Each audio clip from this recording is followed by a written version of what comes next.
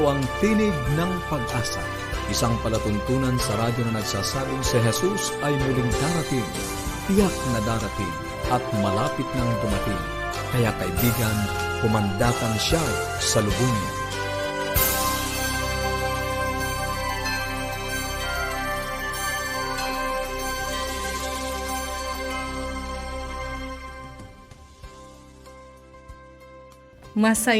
Magandang araw po ng Lunes sa inyong lahat mga kaibigan. Tayo po ay magbabalik na naman sa atin pong mga trabaho at magbabanat na naman tayo ng ating mga buto. Sisikapin natin kumita ng pananalapi ng pera para po sa ating mga sambahayan. Alam nyo, minsan kahit ginagawa natin yung pinakamabuti natin, talagang makakarinig at makakarinig pa rin po tayo. At minsan pa nga yung kung paano others behave, yung kanilang mga actions, minsan nakaka-apekto yun sa atin. Kaya ang paalala po, i-train daw natin yung ating mga sarili to never take anything personally. Kung paano sila mag-react sa mga pangyayari, yung kanilang actions, malimit naman o sa ilang mga pagkakataon, those have nothing to do with you, with who you are.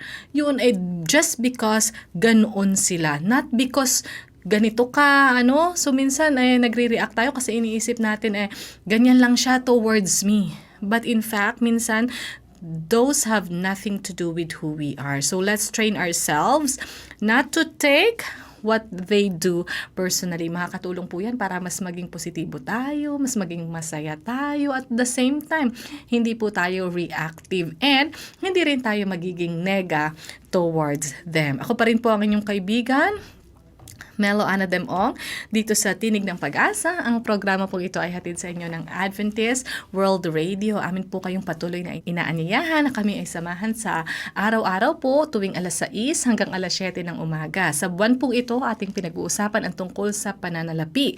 Kung paano po natin mas mapag-iingatan, mas mapapayabong if possible yung ating pong mga resources at kung paano po natin ito gagamitin ng mas matalino.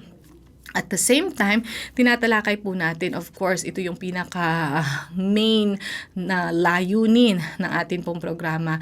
Yung ang ating pong mga makikinig ay madala sa mas lumalago, mas malapit, mas maigting na relasyon sa ating Panginoong Diyos. At mabigyan po kayo ng pag-asa na talagang sa Kanya lamang masusumpungan, lalo na sa buhay na ito. Kami po mga kaibigan ay patuloy sa pamimigay ng mga aklat at aralin sa Biblia sa inyo po na nagnanais makatanggap. Huwag po kayong mag-atubili na makipag-ugnayan sa amin. Tumawag lang po or mag-text sa 0917-174-2777. 0917-174-2777 o kaya naman po sa 0968-853-6607. 0968-853-6607. Para po sa mga kaibigan naman natin na nasa ibang bansa, maaari po kayong tumawag sa ating toll-free number 1-800-132-20196 o kaya ay send ng email sa connect@adventist.ph. Ang ating pong programa is also on social media, our Facebook, AWR Luzon, Philippines, at ang ating pong YouTube channel, Adventist World Radio, North Philippines. At kung nagnanais po kayo ng mga readily available, madadownload niyo po ng mga Bible Study Guide. Meron tayong pang kids, meron po tayong pang adults. Maaari po kayong pumunta sa bibleschools.com/Central Luzon. So napakaraming paraan mga kaibigan. Nais po namin talagang makarinig, buhat sa inyo, makabasa ng mga mensaheng galing sa inyo, mga pagbati. Ito po ay nagbibigay sa amin ng inspirasyon at nagbibigay po ng patuloy na drive na gawin ito pong ating ginagawa. Sa atin pong pagpapatuloy, napakaganda at ako po personally ay gusto ko itong topic na to. Kahapon, 'di ba, pinag-usapan natin yung mga pamantayan sa atin kung tayo po ay may mga negosyo, sa atin pong mga paggawa, at pinag-usapan natin yung pagiging tapat. Ito ang nais ng Diyos, na in all our dealings, tayo po ay honest. Ngayon po, ang pamagat naman ay matuwid na manggagawa. So, anin po itong mga pamantayan at yun nga po, kahapon yung first, ito po yung ikalawa at ikatlo. Ibigay na po natin ang panahon kay Ate VG. Isa na naman pong magandang araw sa aming mga tagapakinig at sa aming mga kaibigan. Ngayon po itutuloy ko ang aking topic na natapos ko kahapon lamang, na ito po ay mayroong title na paano magkakapera, at tayo ngayon po ay nasa trabaho o negosyante, doon tayo nagkakapera, di po ba? At ang akin pong huling na ibahagi sa inyo ay yung 6 na pamantayan ng pagiging mabuting negosyante o manggagawa. At ang naunang ko nga pong tinalakay ay ang pagiging tapat o i-apply ang buhay ni Kristo sa iyong buhay habang ikaw ay gumagawa. At ngayon naman po ay ang pangalawa. Ang sabi po dito ay be accountable. Ano pong ibig sabihin nito? Doing the best job possible. Sa lahat ng ating gagawin, sikapin natin gawin ito sa pinakamahusay na paraan. I-practice natin ito sa ating tahanan hanggang sa ating trabaho. At narito ang pangako ng Panginoon. Ang sabi po dito, sa mga Kawikaan 22:29, nakikita mo ba ang taong mahusay sa kanyang gawain? Siya'y tatayo sa harap ng mga hari. Hindi siya tatayo sa harap ng mga taong hamak. Kung ikaw ay isang manggagawa at ang iyong amo ay may ipagagawa sa iyo na iba sa iyong job description, sikapin nating gawin ang pinakamabuti nating magagawa. Ibig sabihin, pwede tayong humarap sa mga kakilala o prominenteng tao at hindi natin alam na makakatulong ito upang ikaw ay lalong umunlad sa trabaho man o sa negosyo. Halimbawa, isa kang mananahi. Kung lahat ng tinatahi mo ay sinisikap mong maging maganda at malinis, dadami ang iyong customer. At kahit mga prominenteng tao ay sa iyo magpapatahi. Halimbawa naman isa kang karpintero at nasanay mong gawin lahat ay may kaayusan na kahit walang nagbabantay ay maayos ang trabaho mo, ay tiyak na kukunin ka ng maraming tao, hindi ba? Halimbawa naman ikaw ay isang tricycle driver o anuman sasakyan, ikaw ay driver at napapansin ng mga pasahero na ikaw ay isang maingat na driver, aba, kukunin ka ng marami dahil alam nilang sila'y magiging ligtas sa iyo, di ba? O isa kang labandera. Ang iyong nilabhan ay malinis at mabango at maayos ang pagkakatiklop.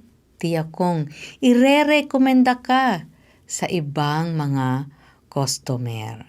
Kung ikaw ay isang manggagawa at ang amo mo ay may ipagagawa sa iyo, sikapin mong gawin ang pinakamabuti na magagawa mo at lalo kanyang pagtitiwalaan at malamang na irekomenda ka pa para ma-promote. Laging isipin na ang ginagawa ay sa sarili upang pagbutihin ito. 'Di ba? Kapag ang ating ginagawa ay para pansarili, inaayos natin. Ating sinisikap na maging maganda ang kalalabsan, hindi ba? Ganon din kung may ipapagawa sa atin ng ibang tao, sikapin natin na ariin na ito'y ating sarili. Mayroon akong nabasang isang kwento. Isang matanda na karpintero ang nagpaalam sa kanyang amo na kontraktor. Ang sabi niya ay siya ay magre-retire na at gusto niyang mamuhay kasama ng kanyang asawa at mga anak. So, ang sabi nung kanyang boss, pwede bang mag-request ako kahit huli na lang? Pwede bang igawa mo ako ng isang bahay? So, hindi nakatanggi ang karpintero. Pero sa kanyang paggawa ay parang siya'y tama din, tinatamad na siya. Gusto niya na kasing makaretire. So, ginawa man niya yon ay hindi niya ito ginawa ng may kahusayan. Yung mga materyales ay substandard, mahinang klase. Hindi niya yun inisip sapagkat medyo tinatamad na nga siya. At nung matapos ang bahay na ipinapagawa ng kanyang amo, bumisita yung amo. At pagkatapos, ibinigay sa kanya ang susi. Ang sabi ng kanyang amo ay, Ito ay para sa iyo. Regalo ko ito sa iyo. Naku! Ay napakalaki ng panghihinayang ng karpinterong ito, sapagkat alam niyang hindi mahusay ang kanyang pagkakagawa. Ang sabi niya sa isip niya, sana ay ginalingan ko ang pagkakagawa nito at ito pala'y para sa akin. Kaya mga minamahal na mga tagapakinig, kung tayo ay may gagawin, may pinagagawa sa atin, gawin natin ang pinakamahusay na ating magagawa. Ang sabi po dito sa Colossians 3:22, "You slaves must obey your earthly masters in everything you do. Try to please them all the time, not just when they are watching you. Obey them willingly because of your reverent fear of the Lord." Kung ang sabi dito kung ikaw ay isang alipin o manggagawa, ay ating sundin ang ipinapagawa sa atin ng ating amo. Atin daw silang bigyan ng kaluguran kahit sila'y hindi nakabantay sa atin. Kahit ang ating supervisor, ang ating amo ay hindi tayo binabantayan, gawin natin ang pinakamahusay nating magagawa. Sapagkat ang sabi dito ay yung ating pagsunod ay ginagawa natin as if nakatingin sa atin ang Panginoon, as if tayo ay may pagkatakot sa Diyos, di ba? Nung ako ay nagtatrabaho pa sa isang government institution, sinikap kong gawin ang aking best kahit na ang ipinapagawa sa akin ay hindi yun ang trabaho ko. Tuwing Monday noon meron kaming flag ceremony at minsan ay naatasan akong manguna bilang MC sa program. So ginawa ko ang aking best bilang MC. Ngumiti ako ng maganda habang nagsasalita at nagsalita ako ng may kalinawan. At alam mo, mula noon yung hepe ng human resource ay ipinadala ako sa trainers training at mula nun ako'y naging member ng Speakers Bureau at kung saan ay ipinadala ako kung saan-saang lugar upang magsalita kahit nasa harap ng matataas na may mga katungkulan. At narito ako ngayon naman sa inyo, nagsasalita sa inyong harapan. Alam niyo po, walang limit ang abilidad ng isang tao kung hahayaan nating subukan ang mga ipinagagawa ng nakakataas sa atin. Gawin natin ang pinaka-best natin. Meron akong kilalang mananahi. Lahat ng ipinatatahi sa kanya ay sinisikap niyang gawin ng may kahusayan, malinis, masinop. At alam niyo po ba, dahil nagustuhan ng mga tao ang kanyang mga tahi, marami mga empleyado mula sa SSS, Pag-ibig, BIR, sa mga ospital ang nagpapatahi sa kanya. Mga abogado, pulis, doktor, mga teacher at kung sino-sino pa, kasama na ako. Ito nga pong uniformeng ito ay siya ang nanahi. So lahat ay sinisikap niyang gawin ng may kahusayan. At alam niyo po, ito'y itinuturo ko sa aking mga anak na anuman ang iniuutos namin sa kanilang gawin, gawin ng may kaayusan, gawin ng pinakamabuti para ito ay maging kaugalian nila at madala nila kapag sila ay nagsipagtrabaho na. Hindi po ba? Sila ay haharap sa matataas na tao. Sila ay magiging mangunguna, magiging mabuting ehemplo sa kanilang mga kamanggagawa. At ang papuri ay maibibigay natin sa Panginoon na siya nagbibigay ng kalakasan. Number 3, I provide a quality product at a fair price. Kung tayo man ay may produkto na ating ibinebenta o ang ating service, ang ating paglilingkod ay may bayad, ay ang ating singilin o ang ating ipababayad ay sang-ayon sa quality na kung anong meron tayo. Dahil ang sabi po dito, kung ang kalidad ng produkto mo ay mas mababa kaysa presyo na hinihingi mo, ito ay katulad rin ng pagnanakaw. Ayan. So, halimbawa, ang mahal ng presyo mo pero madali namang masira. Hindi po ba? O kung ang serbisyo naman, ang produkto mo, ang mahal mong sumingil pero yung trabaho mo ay palpak. Hindi ba? Hindi yun maganda. Ito ay pagsasamantala sa kainosentehan ng iyong customer. Ito ay pandaraya. Hindi baling mahal ang ibinebenta mo pero kung sulit naman ang kalidad at hindi sayang ang ibinabayad. So ulitin ko, provide a quality product at a fair price. Kung ikaw ay ang sweldo mo ay ganito, sikapin mo na yung iyong ginagawa ay talagang masisiyahan ang iyong amo. Ipakita natin ang ating best. Ipakita natin ang ibinabayad sa atin ay sulit. Yan. Katulad din ng produkto na ating ibinenta, sikapin natin na masisiyahan sila ang ating customer. Kung magkaganon, sila ay babalik at babalik. At kung serbisyo ang iyong ibinigay, lagi ka nilang kukuhanin. Ayan. Sa susunod po ay tatalakayin ko pa ang pang-apat sa 6 na pamantayan na ibinabahagi ko sa inyo.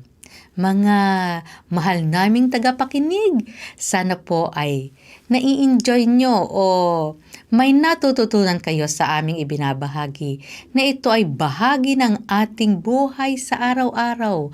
Maging gabay ito upang kayo'y maging maunlad sa inyong hanap buhay, sa inyong negosyo, at kayo ay maging masaya, mapayapa, na wala tayong nilolokong tao, at ang ating dignidad ay ating naiingatan. Kung magkagayon, magiging masaya ang inyong buhay. Maraming salamat sa inyong pakikinig. Bukas muli, tayo ay magbalitaan. Naku, maraming salamat po, Ma'am VG. Personally, ako po ay nag-i-enjoy sa pakikinig sa kanya at ako po ay talagang nakikinabang. Kaya umaasa po ako na ganun din kayo mga kaibigan. Napaka-practical po ng mga puntos at talagang ito yung mga points na kailangan tayong ma-remind. Ano po? So ngayon ay yung matuwid na paggawa, ang sabi niya ay gawin lagi natin yung pinakamabuti. Maganda yung sinabi niya, no, lagi nating isipin na kapag gumagawa tayo para sa sarili natin yun. Kaya pag ganun yung isipan natin, pagbubutihin natin ito. Gusto ba natin na halimbawa ay yun yung kanyang kwento, ano? Pinagawa siya ng bahay at sa halip na ibigay niya yung kanyang 100%, hindi, kumbaga half-hearted, okay na siya dun sa tama na, subpar, substandard. Kaya yun pala para sa kanya yun. Kung alam niya lang sana na para sa kanya yun, di ba gagawin niya yung kanyang pinakamabuti. So maganda pong mindset yun. Maaaring gumagawa sa ating business, transaction. Yun nga, pag nagda-drive tayo, isipin natin, ang mga pamilya natin yung sakay nun. Kung tayo ay naglalaba, isipin natin, para yun sa atin. So gagawin natin ang pinakamaayos. Alam niyo po, hindi tayo hahatulan ng Diyos sa kung dun sa abilidad ng ibang tao, kundi dun sa abilidad na ibinigay niya sa atin. Anything less than our best is not good enough. Kahit po gaano kalaki yung ginawa natin, if it is less than our best, if we didn't give the 100% that others deserve from us, that God deserves from us, it is not good enough. Doing your best is more important than being the best. Alam niyo po, yung maliit ka lang na tao, pero alam mo, ginagawa mo, ibinibigay mo ang lahat ng pinakamabuti. I really love that, Ate VG. Also, yung second point na sinabi niya ay magbigay daw ng quality na produkto at a fair price. Napakaganda po ng mga points na binanggit niya. Hindi yung napakamahal na talaga namang nananamantala sa iba. At nananamantala dun sa kainosentehan ng customer. Gusto ko yung pagkakasabi ninyo, yung mga hindi sulit. At ito po ay pandaraya. Ito po, eventually, kikita nga tayo sa simula. Pero madidiscover, mabubuking, at tayo po ay mapapasama in the long run. So let us be honest in all our dealings. Mga kaibigan, sana po ay very helpful sa inyo, naging helpful sa inyo ang mga paalala na ito. At sikapin po natin i-incorporate sa ating mga araw-araw na paggawa. Kung kayo po ay na-inspire, kung kayo po ay may katanungan, kung kayo po ay nagnanais, makatanggap ng mga aklat aralin sa Biblia na patuloy po natin ipinamimigay, tawag lang po kayo or text is 0917-1742777, 0917-1742777, or 0968-853-6607, 0968-853-6607. Ang atin pong toll-free number, 1-800-132-20196. Pwede kayo mag-send ng email sa connect@adventist.ph o kaya po mag-iwan ng komento, pagbati sa ating Facebook page, AWR Luzon, Philippines. Tayo po ay may YouTube channel na rin, Adventist World Radio North Philippines. Sa bahagi ito mga kaibigan, pakinggan po natin ang mensahe ng makalangit na awitin.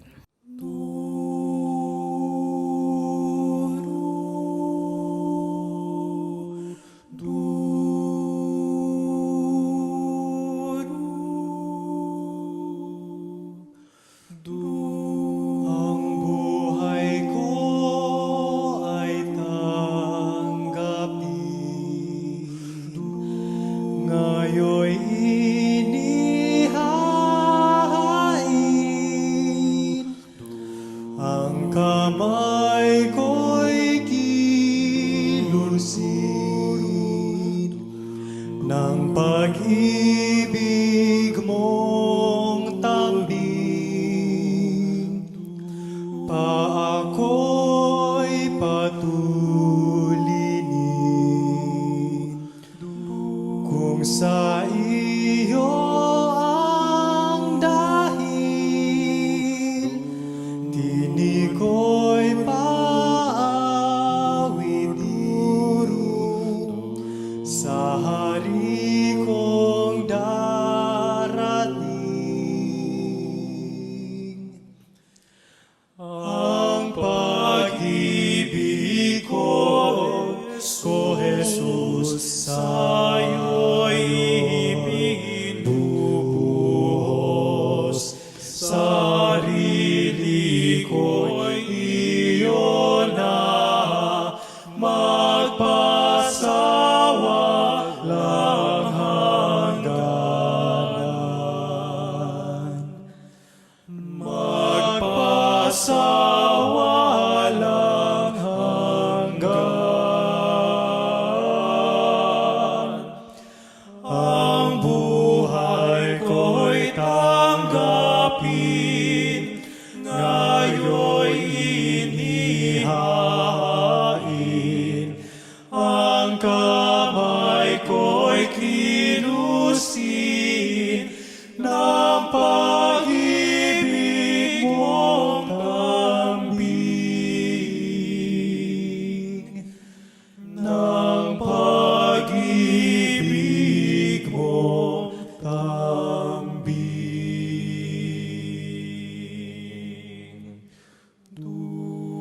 Buhay ko ay tanggapin.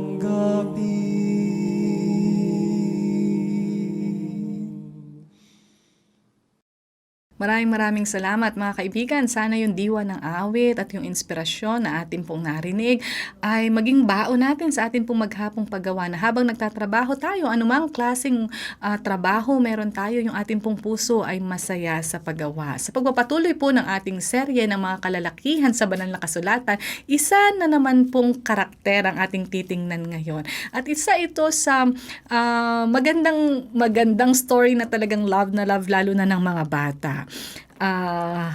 Pag ang bata nakikinig sa kwentong to, talagang bumubuka ng malaki yung kanilang mga mata. Amazed na amazed sila sa story na to.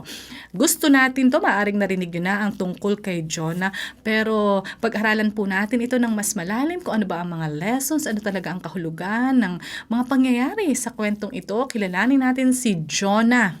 Ano po, ibigay natin ang panahon kay Pastor Romy. Kumusta ka, kaibigan? Napakabuti ng ating Diyos. Ano ba't sa araw-araw kanyang pinaparanas ang kanyang dakilang pag-ibig, ang kanyang maraming pagpapala. Muli, narito ang iyong kaibigan sa teleradyo, Pastor Romeo Mangiliman, na nagsasabing, napakabuti ng Diyos, kaibigan. Tayo ay mag-aaral sa isang pangalan sa Biblia. Ito ay sa Old Testament. Ang pangalan ay Jonah. Honas ang pangalan. At ang kahulugan ng pangalan na ito ay dove. Mahalaga ang dove sa Bible, makasaysayan nito, sapagkat noong pagkatapos ng baha, upang malaman ni Noe na wala ng baha, ang unang pinakawalan ay huwak, pero meron pa rin tubig, meron pa rin baha. At ngayon ang pinakawalan ay kalapati. At ang kalapati ay makasaysayan noong ang ating Panginoon ay nabinyagan, sapagkat ang Banal na Espiritu ay bumaba sa ating Panginoon in a form of a dove. Kaya makasaysayan itong dove. Ito yung kahulugan ng pangalang Jonah. Sino si Jonah o si Honas? Ang wika sa Kapitulo 1, versikulo 1, ang salita ng Panginoon ay dumating kay Honas na anak ni Amitay na nagsasabi, "Bumangon ka, pumaroon ka sa Ninive, sa malaking lungsod na iyon, at sumigaw ka laban doon, sapagkat ang kanilang kasamaan ay umabot sa harapan ko." Si Jonah, ayon sa kasaysayan, sa Segunda Hari 14:25, siya ay tiga Gat-Fer na nagpayo kay Jeroboam II sa isang matagumpay na pakikipaglaban sa mga taga-Syria.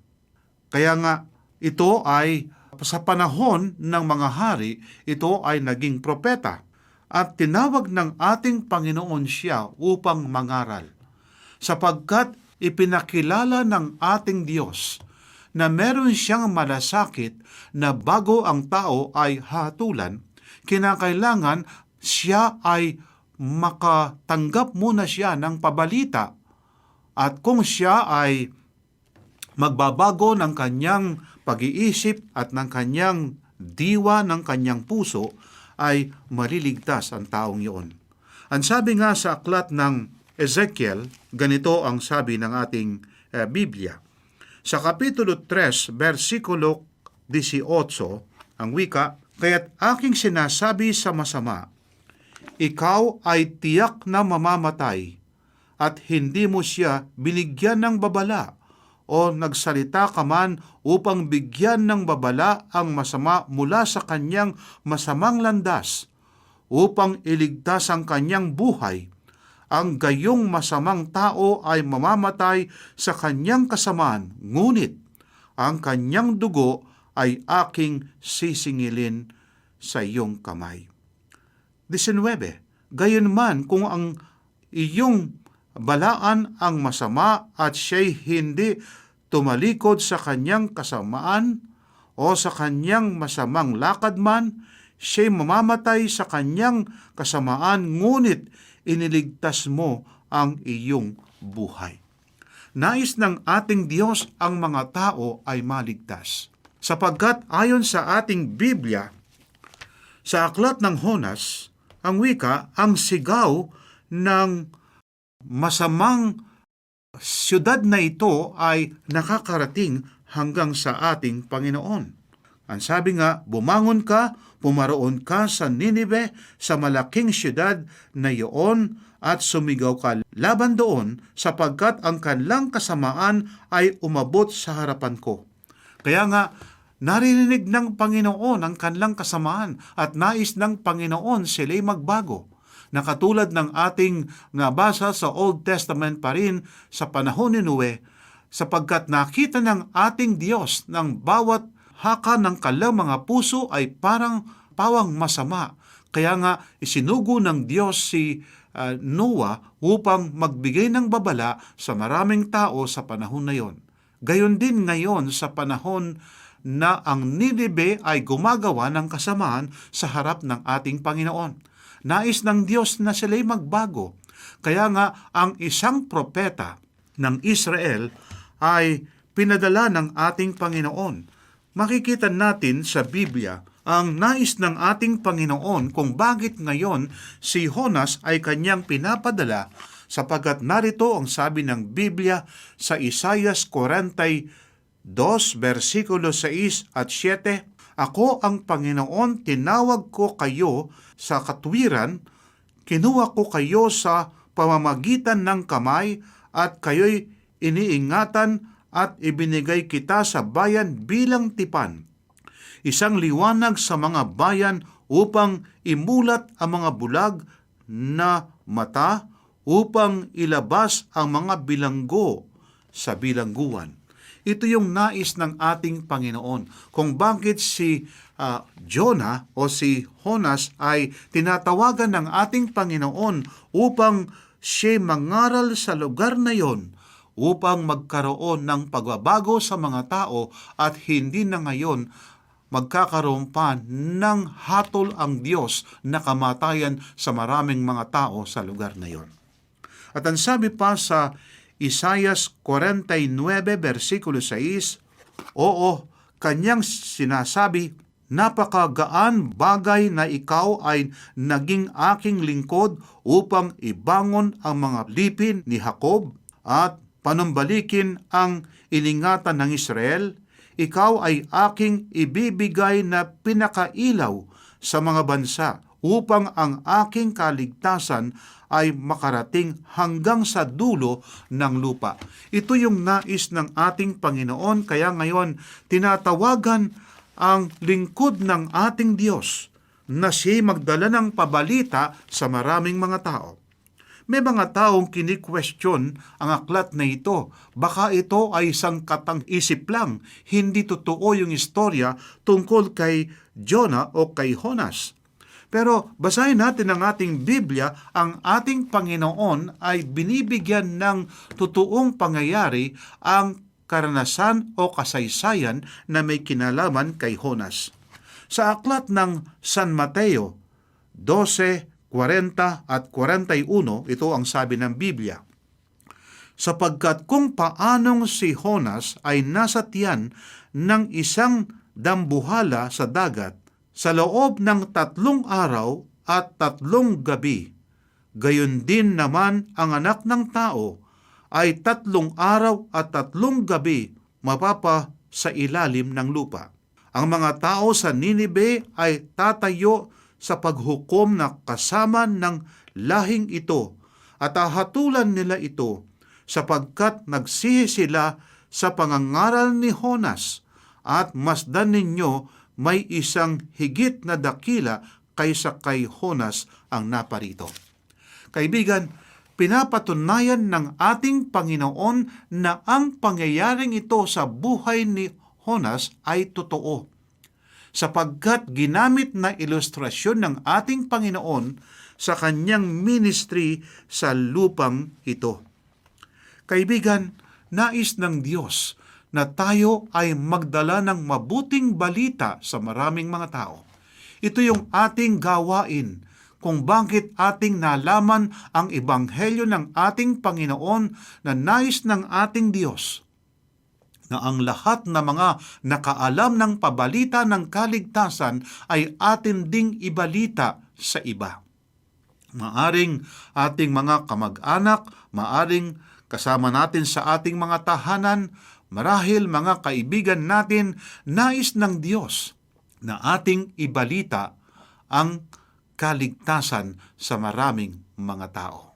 Sapagkat ayaw ng ating Diyos na ang tao'y mapahamak, nais ng Diyos na tayo ay magsisi at manumbalik sa Kanya, at tayo ay inaatasan ng ating Panginoon magbigay ng mabuting balita. Subalit ang ugali ng marami, kapag kayong ang pinag-uusapan ay may kinalaman sa kasiraan ng ibang tao o kaya ang pinag-uusapan ay may kinalaman sa chismis para bagang kung minsan ay napakadali ngayong ibahagi sa iba ang pabalitang ito. Pero nais ng ating Panginoon na ang pabalita ng kaligtasan ay ating ibigay sa maraming mga tao. Kaya sabi sa versikulo 3, ngunit si Jonas ay bumangon upang tumakas patungo sa Tarsis mula sa harapan ng Panginoon. Siya'y lumusong sa Joppa at nakatagpo ng barkong patungo sa Tarsis. Nagbayad siya ng pamasahe at lumulan upang sumama sa kanila sa Tarsis papalayo sa harapan ng Diyos. Itong lalaking ito na lingkod ng ating Panginoon, bagamat siya ay pinapadala ng ating Panginoon sa Ninive upang sabihin ngayon ang pabalita, sapagkat kapag ang mga taong ito ay hindi nagsisi, paparusahan ng Diyos ang Ninive. Kaibigan, si Jonas, lingkod ng ating Panginoon, ayaw niyang sumunod sa sinasabi at utos ng ating Panginoon. Ganun ba tayo, kaibigan? Na merong gusto ng Diyos na tayo ay maglingkod sa Kanya, sumunod sa Kanyang banal na salita, na ating sabihin sa maraming mga tao, darating ang panahon na hindi na magtatagal, lahat ng mga tao ay ahatulan ng ating Diyos, at may mga aklat ang Biblia na binabanggit na ang bawat salita natin, ang bawat ating ginawa, at gayon din yung laman ng ating puso ay ahatulan ng ating Panginoon. Ang Diyos na nakakabasa sa laman ng ating mga puso't isipan, alam niya kung ano ang nasa loob ng ating mga puso. Ahatulan tayo ng ating Panginoon, kaibigan. Bago mangyari ang mga tao ahatulan na sila'y mamamatay sa kanilang mga kasalanan, nais ng Diyos na tayo ay inaatasan ng Panginoon upang sabihin ang liwanag ng Ebanghelyo sa maraming mga tao upang sila'y magsisi sa kanilang mga kasalanan. Kaibigan, ang kalagayan ng Ninive ay katulad din ng kalagayan ng ating sanlibutan ngayon. Si Jonah ay kumakatawan sa iyo, kaibigan, kumakatawan sa akin, na nais ng ating Diyos ibalita natin ang kaligtasan sa maraming mga tao. Subalit, ayaw siyang pumunta sa lugar na nais ng Diyos na siya'y pumunta. At kung tayo ay naatasan ng ating Diyos na ibalita ang kaligtasan at ayaw natin, hindi tayo sumunod, kaibigan, katulad tayo ni Jonah na ayaw sumunod sa Diyos. Subalit ang Diyos ay mapagmahal. Merong siyang paraan upang ang kanyang lingkod ay manumbalik sa kanya at siya'y sumunod sa kalooban ng ating Panginoon. Kaibigan, sa ating panahon na kinabubuhay ngayon, nakikita mo ba ang kasamaan ng maraming mga tao? Nakikita mo ba ngayon na sa halip na sila ay pumuri sa Diyos, ang maraming mga tao ay laban sa kapwa, igit sa lahat, laban sa Diyos ang kanilang ginagawa. Nais ng Diyos na sila'y magsisi, sapagkat ang wika ng ating Biblia, for God so loved the world, that He gave His only begotten Son, whosoever believeth in Him should not perish, but have everlasting life. Nais ng ating Diyos na yung buhay na yun na walang hanggan ay mapa sa atin, mapa sa maraming mga tao. Kaya nga, kaibigan, nais ng Diyos na ating ibalita ang kaligtasan sa maraming mga tao. Yung mga panahon na ating pinalampas, hindi na natin maaari ngayong isauli pa yung mga panahon na yon. Subalit meron pa tayong panahon, kaibigan, na bago darating ang panahon ng paghukom ng ating Diyos. Ibalita natin sa maraming mga tao na meron tayong tagapagligtas, na ang kanyang interes, tayo ay kanyang iligtas upang tayo ay magkaroon ng buhay na walang hanggan. Kaibigan, napakagandang pabalita ang nais ng ating Diyos sa aklat na ito.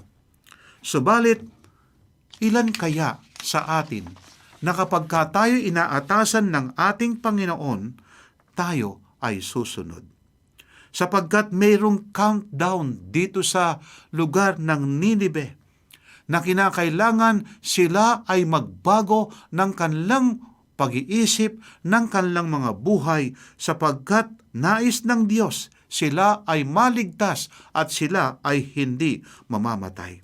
Kaibigan, ang ating Diyos, meron siyang malasakit sa maraming mga tao. At si Jonah, ayon sa pangyayaring ito, kung ating pagpapatuloy ang ating pagbasa, ngunit ang Panginoon ay naghagis ng malakas na hangin sa dagat at nagkaroon ng malakas na unos sa dagat. Anupat ang barko ay nagbantang mawasak. Nang magkagayoy, natakot ang mga mangdaragat at tumawag ang bawat isa sa kanya-kanyang Diyos. At kanilang inihagis sa dagat ang mga daladalahang nasa sasakyan upang makapagpagaan sa kanila. Samantala, si Jonas ay nasa ibaba sa pinakaloob na bahagi ng barko na doon ay nakahiga siya at nakatulog ng maimbing. Makakatulog ba tayong maimbing, kaibigan, kapag nakikita natin na maraming mga tao ang napapahamak? Kaya nakita ng kapitan ng barkong ito na si Jonas ay nandoon sa ilalim. Samantalang ang maraming mga tao nagkakagulo sila kasamang mga tripulante ng barko. Subalit, nasaan ang lingkod ng Diyos? At kung bakit ngayon nagkaroon ng ganong kalagayan ay sapagkat siya ay tumakas sa harap ng Panginoon. Kaibigan, sa ating bang mga buhay, nais ng Diyos na tayo pupunta sa east pero sa west tayo pumunta? Yan ba ang gusto ng Panginoon? Ang nais ng Panginoon, kung ano ang kanyang nais, tayo ay sumunod. At isa pa rito, samantalang ang maraming mga tao nagkakagulo, nagugulumihan ng maraming mga tao na kinakailangan ngayon merong magbalita sa kanila nasaan ang lingkod ng Diyos. Kaibigan, natutulog. Si Jonas ay simbolo ng natutulog na Kristiyano, na nais ng Panginoon na tayo maging kabahagi ng kanyang programa ng kaligtasan ng maraming mga tao. Maaring isulat ng ating Diyos ang kanyang nais na mangyari sa mga buhay ng mga tao, isulat niya sa kalawakan ang gusto ng Diyos. Pwedeng gawin ng ating Diyos yon. Subalit nais ng Diyos na tayo ay kabahagi sa kanyang plan of salvation, na katulad ni Jonah. Maaring ang Diyos ay magpadala ng message sa langit at pagkatapos nakasulat ngayon na kinakailangan ang mga tao ay magsisi sa kanilang mga kasalanan. Subalit, kaibigan, nasaan ang kanyang lingkod? Natutulog ang kanyang lingkod. Kaya ang sabi sa Biblia, versikulo 6, sa gayoy dumating ang kapitan at sinabi sa kanya, ano ang ibig mong sabihin at natutulog ka pa? Bumangon ka, tumawag ka sa iyong Diyos, baka sakaling alalahanin tayo ng Diyos upang huwag tayong mamatay. Sinabi niya sa isa't isa, pumarito kayo at tayo'y magpalabunutan upang ating malaman kung dahil kanino dumating ang kasamaang ito sa atin. Kaya't nagpalabunutan sila at ang nabunot ay si Jonas. Nang magkagayoy, sinabi nila sa kanya, sabihin mo sa amin dahil kanino dumating ang kasamaang ito sa atin. Ano ang iyong hanap buhay at saan ka nanggaling? Ano ang iyong lupain? Sa anong bayan ka? Kaya nga ang sabi ngayon ng lingkod ng ating Panginoon, kanyang sinabi sa kanila, ako'y isang Hebreo. Ako'y may takot sa Panginoon, sa Diyos ng langit na gumawa ng dagat at ng tuyong lupa. Na magkagay lubhang natakot ang mga tao at sinabi sa kanya, ano itong iyong ginawa? Sapagkat nalaman ng mga tao na siya'y tumakas mula sa harapan ng Panginoon sapagkat sinabi niya sa kanila. Kaibigan, ang pangyayaring ito, sa halip na siya ay maging pagpapala sa iba, siyang dahilan kung bakit nagkaroon ngayon ng suliranin ang mga tripulante ng barko o ang mga taong nandoon na mga pasahero.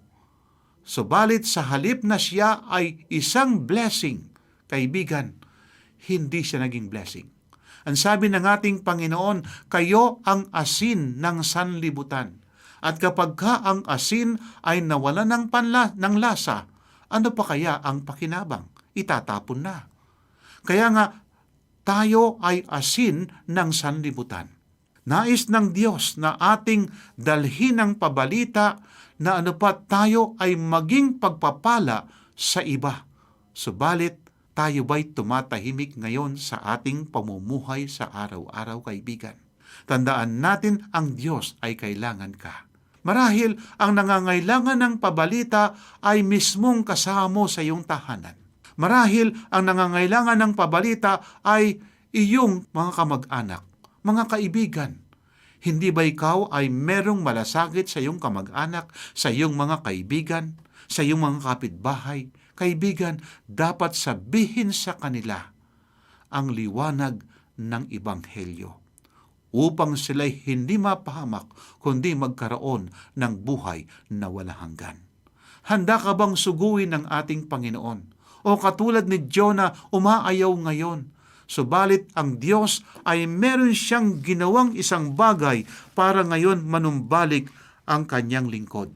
Ang sabi nga ng ating Biblia sa aklat ng Hebreo 12:5 at 6, at nakalimutan na ninyo ang pangaral na sinasabi niya sa inyo bilang mga anak, anak ko, huwag mong ipagwalang bahala ang disiplina ng Panginoon.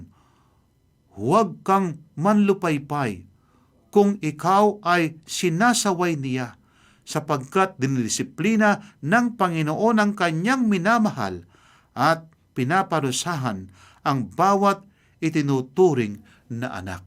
At para si Jonas ay manumbalik sa Diyos, ang Diyos ngayon ay naghanda ng isang malaking isda at siya ay nilunok. Kaibigan, ipagpapatuloy natin ang ating pag-aaral na ito sa susunod na umaga sa ating pag-aaral. Kaya nga, ang leksyon dito, na kapag tayo ay pinapadala ng Diyos sa isang lugar, sabihin natin, opo Panginoon, ako ay pupunta sa lugar na yon sapagkat nais mo ako ay maging tagapagdalita ng pabalita sa maraming mga tao. Dadalhin ko, o Diyos, ang pabalita ng kaligtasan sapagkat ito ang nais mo para sa akin. Bago tayo ngayon manalangin, nais kong basahin natin ang sinasabi sa ating Biblia sa aklat ng Pilipos 4:6 at 7. Huwag kayong mabalisa sa anumang bagay, kundi sa lahat ng mga bagay, sa pamamagitan ng panalangin at pagsamo na may pagkapasalamat ay ipaalam ninyo ang inyong mga kahilingan sa Diyos, at ang kapayapaan ng Diyos na hindi maabot ng pag-iisip ang mag-iingat ng inyong mga puso at mga pag-iisip kay Kristo Jesus. Kaibigan, meron ka bang pasanin sa buhay? Marahil wala kang trabaho ngayon.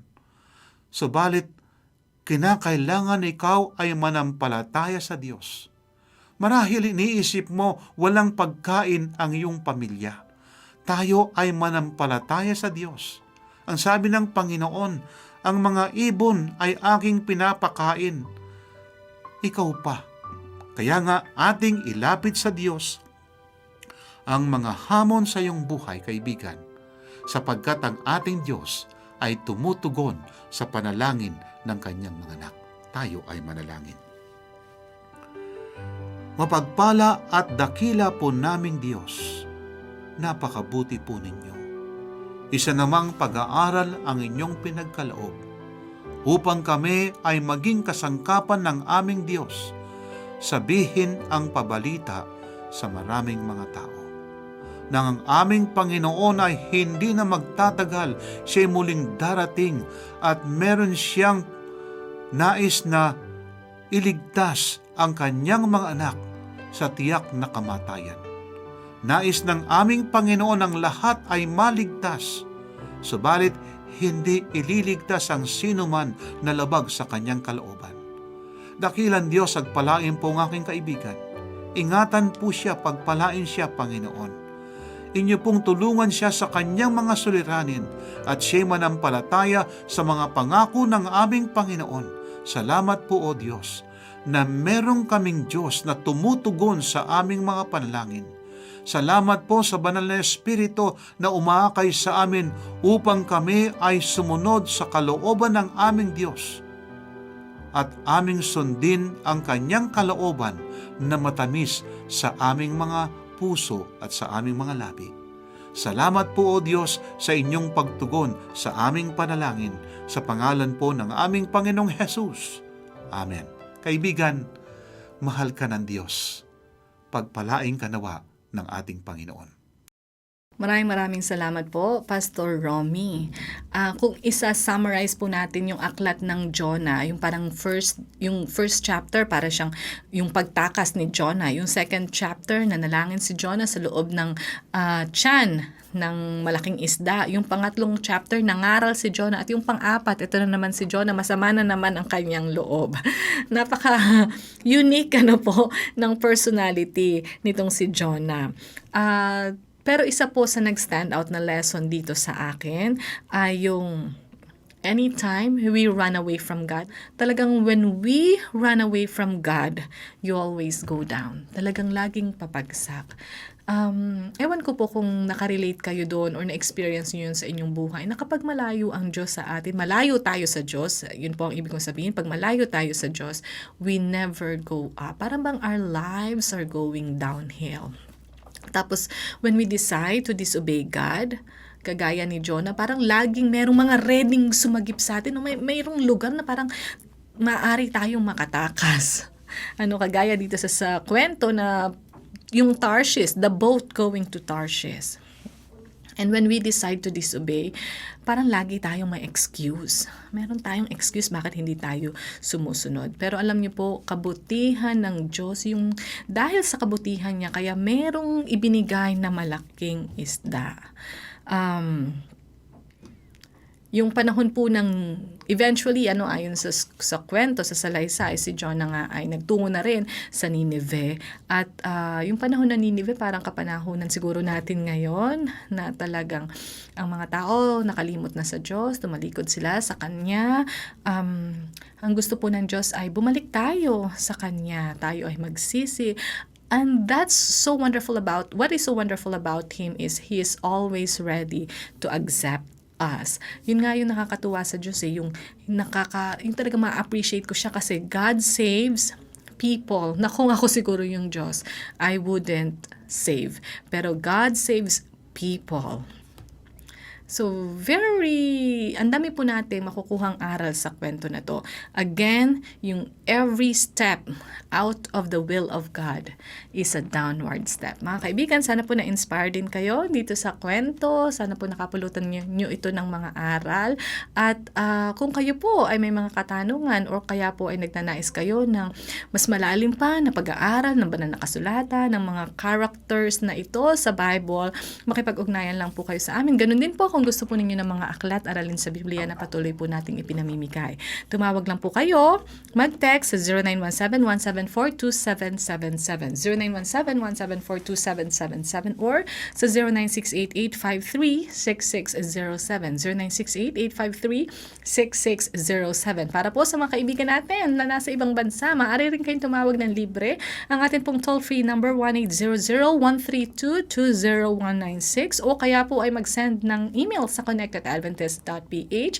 We are also on socials, our Facebook page, AWR Luzon, Philippines, at ang atin naman pong YouTube channel, Adventist World Radio North Philippines.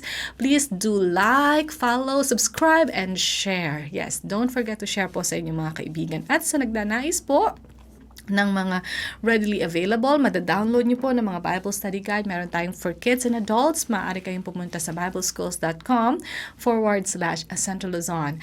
Kung kayo naman po ay may mga prayer requests at nagnanais kayo na may makasama na maglagak sa Panginoon ang inyong pong mga kahilingan, huwag po kayong mag-atubili na ipadala dito sa ating tanggapan. Meron po tayo ditong prayer team na handang samahan kayo. Meron po tayong Diyos sa langit. Siya po ay buhay, siya ay palaging nag-i-intervene, kagaya ng panahon ni Jonah. At siya po ay nakikinig sa ating mga panalangin. Higit dyan, alam niya po ang pinakamabuti para sa atin. Mga kaibigan, muli sa ngalan po ng bumubuo ng programang ito ni Pastor Romy, ni Ma'am Vigi, ang akin pong taos-pusong pasasalamat sa inyo pong patuloy na pagtangkilik at pagsubaybay. Pagpalain po kayo sa maghapong ito. Magkita-kita tayo muli bukas. Putting God first can be difficult. What can we learn from David that will help us put God first in our lives today? King David is remembered as a hero in the history of the Israelites. And, without a doubt, his most significant moments were those when he accepted the call to put God first. When his fellow Israelites were shaking in fear from the giant and his insults, David put God before his protection. Picking up a few stones and facing Goliath in the name of Jehovah seemed foolish to others. But David put God first, and God delivered him in that battle. Then, David was secretly anointed king, started working in King Saul's palace, and married the king's daughter. You would think that his life went from glory to glory after all this, right? Well, it did not. King Saul and his soldiers persecuted David as the greatest terrorist in the kingdom. Nevertheless, even during these frustrating and confusing circumstances, David put God first. When he entered the camp where King Saul was sleeping, he could have killed the tyrant and become king. After all, wasn't he already anointed? But David knew that by using his own hands to take over the kingdom, he would become king by his own works and not by faith, trusting in God's supernatural action. So, he decided to put God first, waiting for God's appointed time for him to become the leader. David didn't always put God first. His adultery with Bathsheba and her husband's killing were clear examples of sins David committed when he put himself first. But eventually, David took responsibility for his sins and repented. By the end of his life, he could not accept that his house looked better than the house of God. He vowed to do everything he could so God's house would be better than his palace. David put God first. His example compels us to do the same. As the deacons collect our tithe and promise, we are challenged to put God first.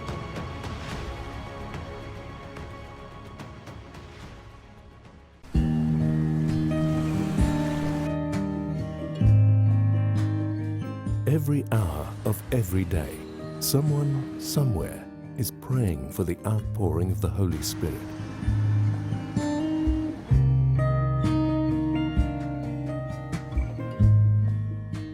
777, praying at 7 a.m. and 7 p.m., 7 days a week.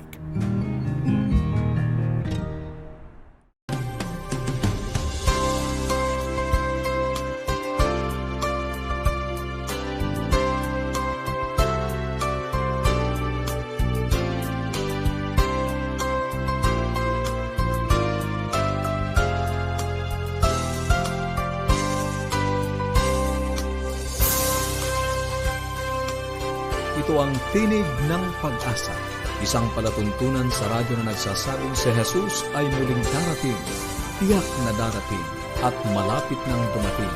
Kaya kaibigan, pumandakan siya sa lubungin.